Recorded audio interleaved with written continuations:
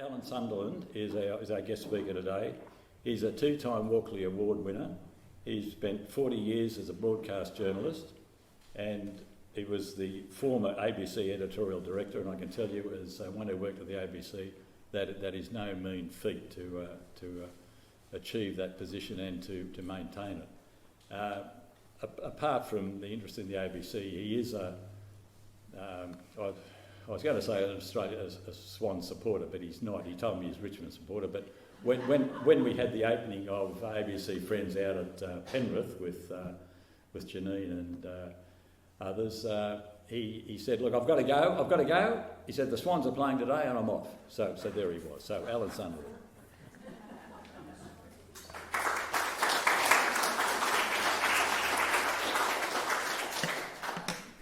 Good afternoon, everyone. Thanks very much for having me, and thanks for exposing my football obsessions, good, bad and indifferent. So look, I think I've been asked to talk for about 20-25 minutes. I'll try and err on the side of that being shorter rather than longer, because I am sure that a group like this has lots of questions, and in my experience, the more questions we have time for, the more enjoyable and fruitful it is for everybody. So let me just talk a little bit about, I guess, my ABC journey and what I think about where the organisation is now, where it's heading, what it needs and what we need to do to support it.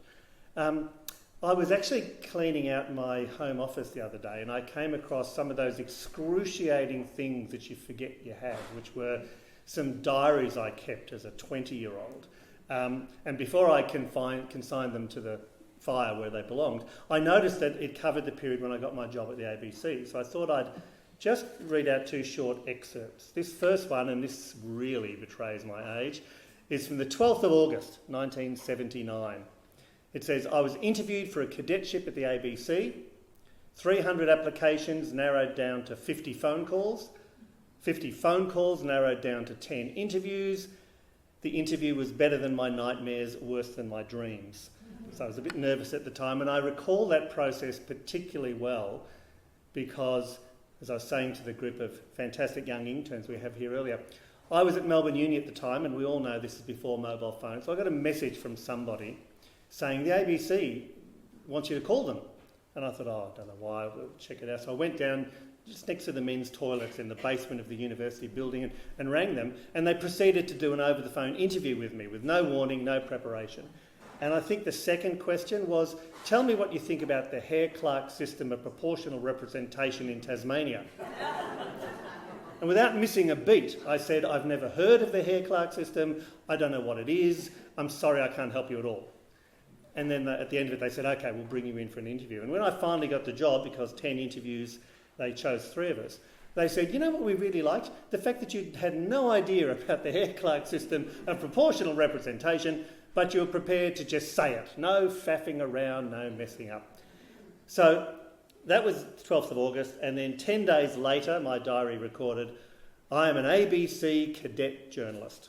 I'm incredibly happy and a little bit scared. If I bluffed my way into the damn job, I can bluff my way through it." And I managed to bluff my way through it for 40 years, although not always in a direct line and not always in ways that I expected. I spent 9 years at the ABC in Melbourne, learning my craft, doing general reporting, being a dog's body around the office, learning my shorthand, learning my typing skills. I don't really have either of those anymore, but I can two-finger type as fast as anyone. And I did a bit of political reporting and a bit of industrial reporting, a bit of economic reporting. And then I remember, this was by the late 80s, I felt like the ABC was getting a bit too commercial. I didn't like it. I thought it was getting a bit lightweight and wasn't happy with it at the time, and I went off to SBS. 17 years I spent at SBS. I travelled from Melbourne to Canberra to Sydney. I ran their political bureau during the Keating years, and then I ran their newsroom. And then 14 years back at the ABC again at the end of my career, mostly in news management. As Leslie said, pointing out, I was the editorial director for a while, responsible for everything we did wrong, trying to do training and go to Senate estimates, which was always a pleasant experience, and deal with all of that. I want to pause for a moment and put in a plug for SBS. We don't often do that at ABC Friends, but I spent 17 really, really satisfying years there, And it did point out for me, no matter how much we talk about the budgets, that on a fraction of the ABC budget, the SBS does fantastic work. Wonderful international journalism, great multicultural content, multilingual radio, and it's a wonderful thing that SBS exists and delivers what it delivers. In an ideal world, I think SBS and ABC should definitely combine as one organisation with the strengths of each. But for now, while it exists, I think it's worth remembering at ABC Friends that we should spare a little bit of our love and support for SBS as well as our other great public broadcaster. But I'll tell you the other thing that working for SBS for 14 years taught me, and that is what we expect from our national broadcaster, our main national broadcaster in the ABC, and the difference between that and any other media organisation, commercial or public across the ABC. Because SBS does what it does, in my day, with a head office in Sydney, a couple of people in the Canberra Bureau, and I literally mean a couple of people. I was one of them. There were two at the time. A couple of people in Melbourne. That's it. Nowhere else across the country. Now, I think now they have some stringers and some other bits and pieces, but they have very little requirement on them and they can focus on doing the best of the best. The ABC, by contrast, as you well know, has newsrooms in every capital city, not just newsrooms in every capital city around this country, but producing dedicated local radio and television news bulletins for that community, right across the country. They have 58, at last count, regional locations, staffed all around the country, many of them producing local news bulletins, all of them contributing local content. They have 11 international bureaus. So it's a massive footprint, and they have that because that's what's expected of a national broadcaster representing all Australians. It is an enormous footprint. It is unparalleled in the Australian media landscape, not because the ABC like to build empires and grow and make a fortune, but because they have an obligation to serve all of those communities. And spending my time 23 years at the ABC, 17 at SBS, gave me a good idea of how to be economical and how to make budgets work, but a very good idea of the breadth and the expectations around the ABC. One thing I didn't know in my first stint at the ABC in the late 70s and early 80s through to the mid 80s was that unbeknownst to me I was living through a golden period at the ABC, because the ABC budget in real terms, taking account of inflation, the ABC budget has never been as big again as it was in the mid-80s. The ABC back then got about $365 million a year. They didn't have to pay for transmission, there was a separate authority for that. If you take the transmission out of ABC budget now, it comes down to about $900 million a year. If all we had done as a community was simply maintain the ABC budget, allowing for inflation over those years, the ABC right now today would have about an extra $200 million to spend. That is not taking account of the changes of what we expect from the ABC in a modern media landscape. In 1985 there was local radio. There was one TV station, there was Radio Australia and Radio National, and there was Triple J. And they did that with 7,000 staff across the country. Fast forward 40 years, the ABC still does all of that. It has 3 more TV stations. It has a 24-hour news service on television and on radio. It has an online news service which is consistently either number 1 or number 2 with News Corp as the most not the most highly regarded, but the most read, watched and listened to online news in the country. We struggle with TV at the ABC to be maybe number 3. The commercials will always do well. We are number 1 or number 2 in the online space. We have owned that space for a long time.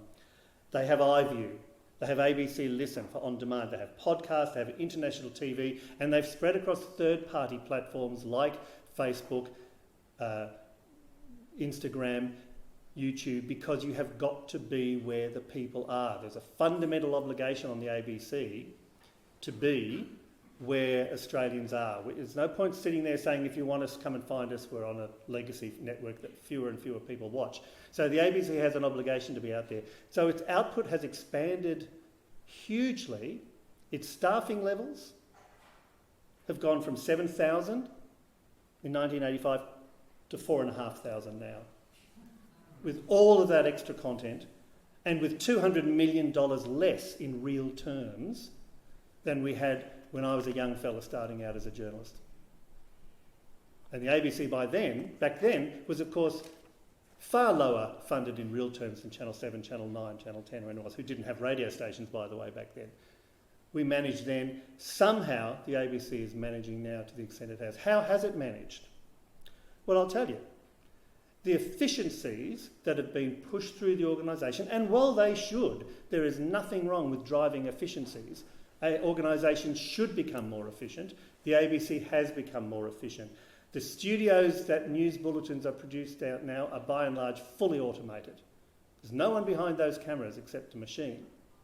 The number of people in the studios pointing cameras has disappeared. I used to go out as a young fellow with a two-person camera crew. Almost invariably now they're a one-person camera crew. The cameraman and the journalist have somehow got to manage the audio themselves as best they can. We've moved from film to video to online, fully digital output. There are fewer producers and techs in the studios. My youngest son works as a producer these days for Hamish in the mornings at the moment. The number of people in those studios, automated, the people do their own switching now. If you're a presenter, you've got to not just work out the questions and keep the thing flowing, you've got to know how to lift up the risers and do all the things yourself. We've lost archivists and librarians, very controversially, because technology has allowed most reporters now to search for what they need online themselves. We've lost a lot of archivists. And reporters now no longer go into an edit booth where an editor will cut their stuff for them. They sit at their laptop, at their desk and they edit their stories themselves. The amount of efficiencies that have happened have been huge. Positions have been lost. I said before, we've gone from 7,000 people to 4,500 with a massive output in 40 years. Not entirely happily, but I was once co-opted into being the head of human resources at the ABC for 12 months while the regular head went off and had a baby. And Mark Scott said to me at the time, "This will be a good experience for you, Alan. Just get out of your comfort zone, get away from the editorial and look after HR for a while. Oh, and by the way, we've got 300 redundancies coming up in the next 6 months." So I know what it's like. And my mantra during that year was not, "You've been assessed and found to be surplus to requirements, see you later," but to say to people, this was 2014, "You are good people doing good work and we simply have a smaller budget. Our budget's been cut in real terms and over the years, and we have to cut our cloth to fit our size." And you cannot cut those number of people from an organisation without it having an impact. Content was always the last thing we cut at the ABC because the expectations that we continued to deliver were so great and our desire to continue to deliver was so great. But inevitably, content cuts had to be made. At the time those cuts were made in 2014 when we lost 300 people, I lost about 7 or 8 people from my little editorial policy team. My main job was the editorial director, and I had a team of about 15 or 16 people across all of our output who would deal with complaints, do training, do regular content reviews and assessments to see if we were doing the right thing editorially and be a contact point. We lost half of those people because you're going to cut those people before you're going to cut the frontline program makers. We lost huge swathes of management, we lost huge swathes of backup and support. But inevitably, content starts to be cut.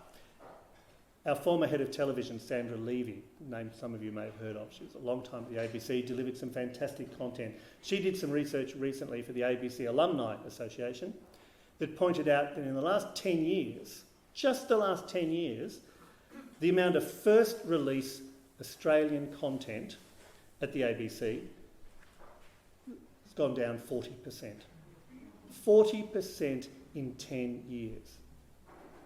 Is it any wonder when you listen to some of the things I'm telling you that staff have been cut, support has been cut, the work people have to do has become increasingly complex, being less and less time to make sure you're putting the quality in, and the content has been cut by 40%. And still we have situations where the 7:45am radio news disappears, Lateline disappears. I was part of the decision to get rid of Lateline. We sat around and we looked at these numbers and we thought, we have 2 daily, evening, national current affairs programs. We have 7:30, we have Lateline. We can't afford to keep them both. Did we lose quality content? Of course we did. Did we lose quality people? Of course we did. But they're the daily struggles that the ABC has had to cope with. And that's why that kind of period, I like to call it, if I go back over, just over my time, I'm just a young fella, let's just go back over 40 years.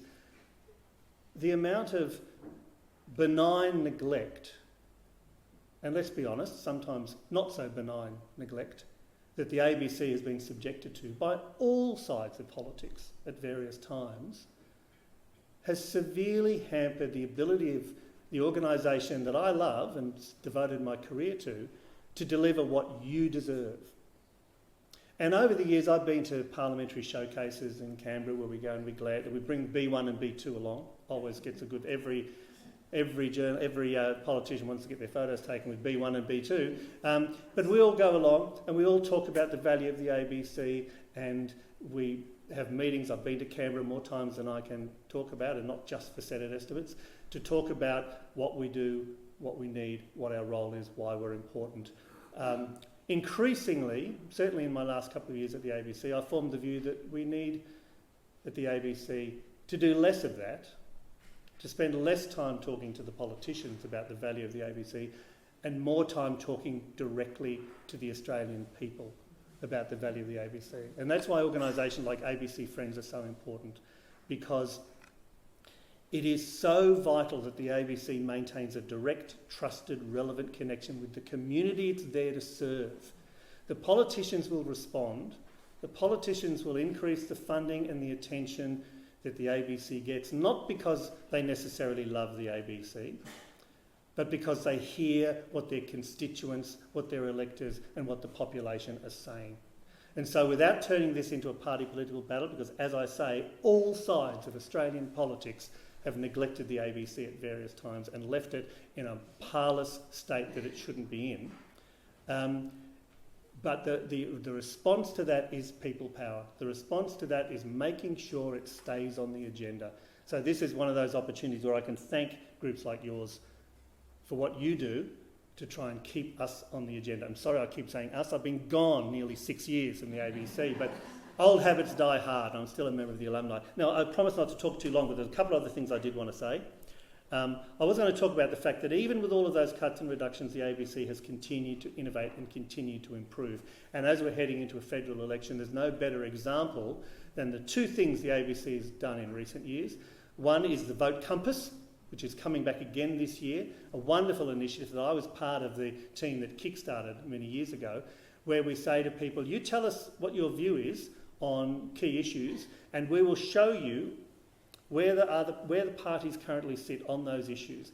Factually based, done with some Canadian academics who specialise in the technology and the methodology to create a good, independent, accurate tool for people, not to tell you who you should vote for, but to tell you if you care about this issue, this is what Labor, Liberal, Greens and increasingly more and more independents are saying about that. And the second thing they've done, which is even more interesting, is in the lead up to the election. If you haven't already come across this online, please hunt it down. It's something called Your Say, where it says instead of us just covering the election like a horse race, instead of just regurgitating what the parties are telling us, let's undertake an exercise on our website where you, members of the public, you write in and tell us what issues you care about. And we'll work out what are the most important issues, and that will drive the ABC's coverage. That will give us our priorities. So there's some of the interesting things that the ABC does. It would be remiss of me, given what I've been doing myself in recent months, not to point out that the ABC is not perfect. The ABC gets criticised and used as a political football. We become a pawn in the culture wars. There are plenty of people lining up there in bad faith to attack the ABC for its failings. But the ABC nonetheless has failings. I just was involved in I was asked by David Anderson recently to undertake an independent review. And it was independent. They said to me, talk to anyone you want to, ask any questions you like, give us your report at the end. and it was about some ABC coverage of war crime stories. Now, the ABC has done some magnificent Gold Walkley winning coverage of allegations of Australian war crimes. It's a very important story, a difficult story, and it's seen the ABC accused of being un-Australian for daring to pick on our soldiers when in fact the stories have been real, genuine, Gold Walkley winning stories by excellent reporters. But they also recently lost a defamation trial involving Heston Russell, a person who quite rightly felt aggrieved that he'd been defamed, and the court found he had been defamed, and the ABC apologised to him, belatedly in my view, but they apologised to him. And in the back of that, there was another concern about another story that had been edited in a way that raised concerns that it hadn't been done properly. And there were allegations that the ABC had deliberately manipulated this story to make it seem worse than it was, knowingly and cynically. I do like poison chalices, so I was invited in to look into this story. And my report, which is online, the ABC, the only media organisation I know that commissions outside people voluntarily to come in and, warts and all, look at what they've done and then put the results up on the website. My review's up there on the website, and I found serious, significant failings. I did not find that anyone had deliberately set out to mislead, and for that I was accused of whitewashing, of course. But what I did find was sloppiness, bad judgment, errors that should not have been made by the public broadcaster. It's an important part of our relationship with the ABC that we continue to keep it honest and we continue to call it out when it falls short. But I guess my closing remarks are that the ABC is going to be involved in a constant battle of benign and sometimes not benign neglect and cuts, because that's what we've suffered for the last 40 years, no reason to believe it won't continue. What I find difficult to accept is that this comes at a time where across the world we're wondering how we can come up with business models to deliver trusted, reliable news service. People want reliable, relevant news that they can trust. And since all of the advertising fled from the media sector and went online, independent media is hard to find. Commercial media organisations that struggle to do a good job, just like the ABC does, they want to make a profit out of it, but they want to deliver good journalism for the most part.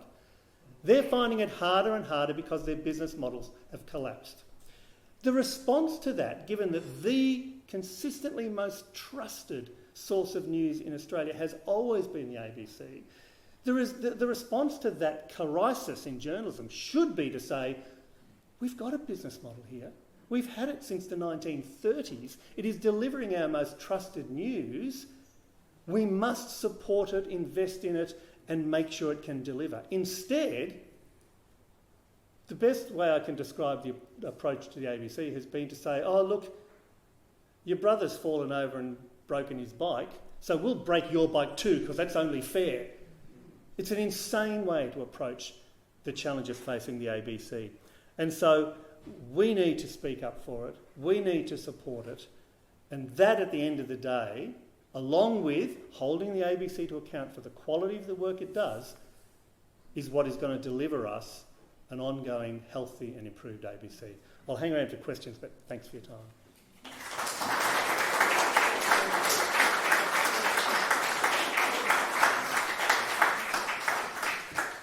We have a short opportunity for questions, and when you ask a question, can you give your name first, stand up so that we can see you, and keep your question right to the point, not a great big preamble. That'd be a great help. First question, thank you. What impact do you think the ABC's new Parramatta Studios has had on the ABC? The impact that the ABC's new Parramatta studio has had on the ABC. It's made my son's commute longer from Ashfield. Look, I think it has been a good thing. Of course, I haven't worked there for 6 years. I haven't experienced it. I think it is always challenging, and I speak as a proud Victorian. So when people say the ABC is too Sydney-centric, I understand that. But I also think there's a strange conflict here which is the ABC's got to absolutely husband its resources and save every dollar. And there's a reason why centralisation happens in an organisation, happens in all media organisations, because you can save money that way. It's cheaper and more cost effective to put people in one spot in one location. Having said that, moving out to Parramatta, moving closer to the demographic heart of Sydney, inevitably opens you up to new experiences, new contexts, new stories, new ideas, new people. I've always argued, when I was the editorial director, that impartiality, strict impartiality, is the most important part of the ABC. Trouble with that is if you get a lot of people who all think alike, you can get that kind of, they all reinforce each other's worldview. I want to see a diverse, spread out ABC with lots of different influences, not so we can all indulge our blind spots, but we kind of cancel each other out. And so anything that increases diversity at the ABC, and that includes geographic locations, is a good thing. So I think it's been helpful. There are some technical challenges, but I think it's helpful. Question right up the back. Hi, I'm Matt Cross. I'm a local member of Parliament, so I agree with you about always keeping your local members of Parliament involved to do advocacy. My question is about the role of Treasury, so not the politicians, but Treasury. I think I probably know the answer. Treasury usually like to say no to any new funding or more funding, but in your experience, how much of a role does Treasury play in the funding, and what advocacy should we then do potentially to the departments or to Treasury? Yeah, thanks, Matt. It's an interesting, if everyone got that, it's about how important is Treasury as opposed to the politicians somehow in setting budgets. Look, it is absolutely true that the hardest audience when you go to Canberra is Treasury, and by implication the Treasurer as well. We used to spend a bit of time going and talking to the Communications Minister, and it was really important to get the Communications Minister on side. And then once you'd done that, didn't always happen, you realised, of course, that they're just arguing. They're just one voice among many around that Expenditure Review Committee and the Cabinet table. And then when you go to Treasury don't want any departments to get any money for anything if they can possibly help it. So they're instinctively going to be setting up all sorts of rules. The ABC's budget was adjusted for inflation from time to time, but it was never adjusted for inflation. It was adjusted for a special measure that carved out certain parts of inflation for reasons that we never understood at the ABC, but we loved it because it was called the Wacky Seven. Don't know why it was called the Wacky Seven, but it was an adjusted CPI. Look, the short answer is, and you can tell already I'm not good at short answers, the short answer is no matter how difficult and challenging dealing with the bureaucracy and Treasury can be, it's the politicians who can make that happen for you. If you've got the minister on side, if you've got cabinet on side, if you've got the arguments that can win around the table of power, then it will flow through and happen. And that will happen more often if those people have their mind, as they sit around the table, exercised by knowing and understanding how strong the public sentiment is on this issue. Corin. Corin Bass. I'm Corin Bass. Thank you very much. I think from what you've said, the Friends of the ABC can be very proud of themselves, but it also shows how much work we've got to do still. Why we aren't all marching the streets like we used to and holding rallies where we got thousands and thousands of people coming at each event, I don't know, but we'll work on that. But I wonder if you could speak to the part that the ABC played during the cyclone. I listened to ABC radio, particularly some television, but mostly radio, and they were all day after day after day, helping people, keeping people up to talking about what was happening, what to do, and so on. They were absolutely magnificent, doing the job they should be doing, and did, I think, fantastically. Could you speak to that? Yeah, thanks for that. That's the question about the ABC's emergency broadcasting. And every time the ABC talks about its emergency broadcasting, it mentions in the other breath, never been funded for it. It flows from our established newsrooms set up to cover the news. It's a responsibility the ABC has taken on because it needs to take that on. And it's flown out of its commitment to relevant local news coverage in times of disaster, fire, flood, the recent cyclone. And that work has grown and grown and grown, and it soaks up millions of dollars every year. Sad thing about Australia is there's always a disaster happening somewhere. And And so it is a major part of the ABC, and I think it is one of those things that gets its support at a local level. The ABC has enormously strong support at a local level because people see it in the community doing what needs to be done, particularly when times are tough. And I think the more that happens, nobody wants to see a disaster, of course, but when it does happen, people remember the roles, trusted roles taken on by organisations in the community. And that's that one-to-one relationship with the community, which to me is the essential part of the ABC remaining relevant, trusted and valued. Mark Deasendorf, should the ABC always be fair and balanced, which is the topic listed, and in particular with regard to perhaps our foreign affairs relationships and the current situation of the alliance with the United States, or should I say with this United States? Yes, look, that's a long issue that I could spend the next hour on, and trust me, I won't. I guess I've spoken about fair and balanced quite a lot, and I don't like the phrase fair and balanced because balanced makes it sound like you spend half the time saying the world is round and half the time saying the world is flat, then no one can complain, you've done your job and you can go home. Journalism is not stenography. You know, you have to engage your brain. And I like to talk about due impartiality. Due impartiality. So equal scrutiny of everything, and you let the facts drive your representation of what is going on. That is fundamental to good journalism, not just the ABC's journalism. And so fair, yes, you need to be fair to people. Don't misrepresent people's views. Don't set up straw men that you can knock down. But don't give people equal time. Now, there are a couple of exceptions to that. You know, I used to say during election campaign, you pretty much have to give a reasonable amount of time to both sides. There are two competing governments and some independents and some smaller parties. You've got to. There used to be a guy. I went to a conference once with a guy from CNN who said, when you're dealing with views, you've got to let the fella state his case. You've got to let the fella state his case in true American simplistic style. But he was right. And so I firmly believe I want to know what Donald Trump is doing. I don't want him to be ignored because he's mad, bad and dangerous to know. I want to know what he's doing, and I'll make my judgments as an audience member.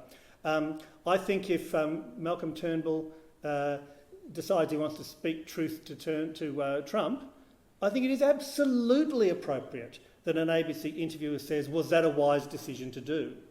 And the fact that that reporter then got criticised as somehow supporting Trump is just a sign of how polarised and stupid politics and media can be at times.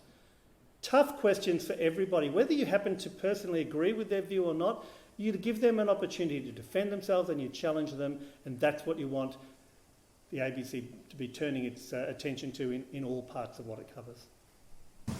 Janet Cunningham.